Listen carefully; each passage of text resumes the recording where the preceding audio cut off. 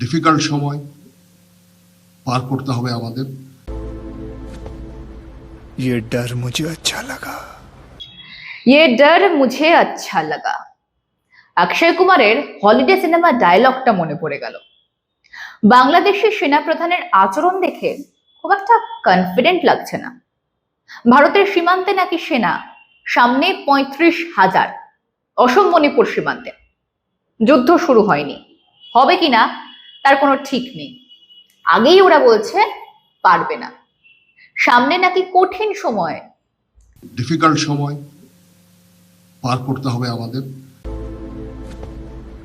ये डर मुझे अच्छा लगा। যখন সময় কঠিন লাগছে তখন শত্রুতা তৈরি করার কি প্রয়োজন ছিল? বাংলাদেশে বর্তমানে যে জোড়াতালি দেওয়ার সরকার আছে তার প্রেস সচিব বলছেন ভারতের সংবাদ মাধ্যমের জন্য তাদের নাকি বদনাম হচ্ছে, মোকাবিলা করা দরকার। এবং এটার অনেকাংশে আমরা দেখছি যে ইন্ডিয়ান মিডিয়া খুব অ্যাগ্রেসিভলি এই কাজগুলো করছে। তো সেইটার জন্য আমাদের আসলে এটা জাতীয়ভাবে ঐক্য তৈরি করে আমাদেরকে বলতে হবে যে তোমরা আসো, দেখো কি হচ্ছে। আসলে যখন ব্যাপারটা দেশের, ভারতে তখন এক সুর ওঠে। তখন কেউ শাসক পক্ষ, কেউ বিরোধী পক্ষ নয়, সকলেই ভারতীয় পক্ষ। আর এই জায়গাতেই ব্যর্থ বাংলাদেশ। সামলাতে পারছে না ভারতের তোলা ইস্যু। আর ইস্যু কেন, এটা তো বাস্তব, চোখে দেখা যাচ্ছে কিভাবে বেছে বেছে হিন্দু মারা হচ্ছে বাংলাদেশে। জামাত হিজবুত তাহরির হিন্দুদের বাঁচা মুশকিল করে দিয়েছে বাংলাদেশে।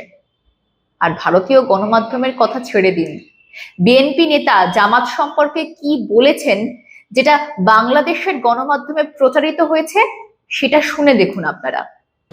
জামাতের সাথে যারা আমরা ছাত্র রাজনীতি করেছি তারা জানে জামাত কি জিনিস, ছাত্র শিবির কি জিনিস।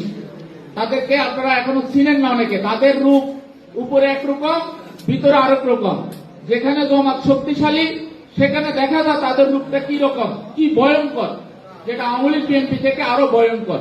স্পষ্টভাবে বিএনপি নেতা বলছেন জামাত কতটা ভয়ঙ্কর হতে পারে আপনারা জানেন না।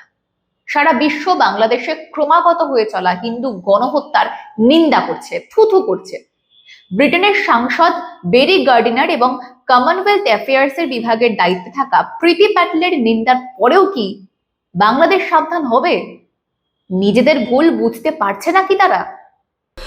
This UQ is an important subject, and he's also raised the arrest of the ISKCON leader, and it's a place of worship I too am very familiar with near his constituency. But Mr. Speaker, these are deep and long-standing ties between our two countries, and the Minister herself is right to point out that even though she's visited Bangladesh recently, as my honourable friend, the member opposite, has said, the degree of escalation in the violence is deeply, deeply concerning. কে কার সঙ্গে বৈঠক করার পর হিন্দুদের উপর আক্রমণের তীব্রতা বেড়েছে, চিন্ময় কৃষ্ণকে গ্রেপ্তার করা হয়েছে, সেটা ভারতের প্রত্যেকটা মিডিয়া হাউস জানে। তারা সেটা বলছে। কি অন্যায় করেছে কেউ একতরফা মেরে যাবে কিন্তু বলা যাবে না, এটা আবার কেমন আবদার? এসবের ফলে কি হচ্ছে বলুন তো? বাংলাদেশ আন্তর্জাতিক স্তরে কোণঠাসা হয়ে পড়ছে। ভারত একটা গ্লোবাল পাওয়ার, এটা ঠিক, কিন্তু বাংলাদেশের সঙ্গে দীর্ঘদিনের বন্ধুত্বের ফলে ভারত এখনো চাইছে না শত্রুতার পথে হাঁটতে। তবে অন্যায়কে অন্যায় বলা ভারত ছাড়বে না। এটা দাদাগিরি নয়, এটা মানবতা, বিবেক, সেটা বুঝতে হবে বাংলাদেশকে। এই সভ্য সমাজে এভাবে কোনো জাতি গোষ্ঠীকে শেষ করে দেওয়া যায় না চোখের সামনে। এটা না বুঝলে আরো কোণঠাসা হতে হবে। এ বিষয়ে আপনাদের মতামত অবশ্যই জানান আমাদের কমেন্ট বক্সে। সঙ্গে থাকুন, দেখতে থাকুন মাধ্যম।